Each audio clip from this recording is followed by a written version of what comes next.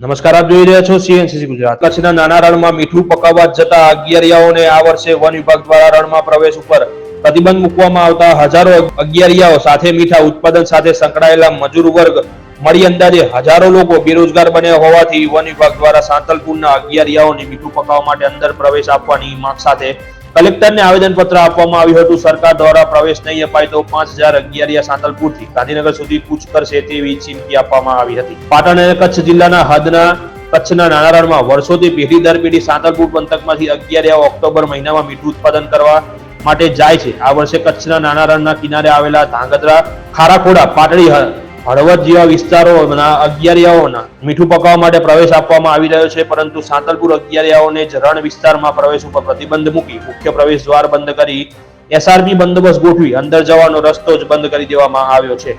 Bureau chief CNCC Gujarat, Patan.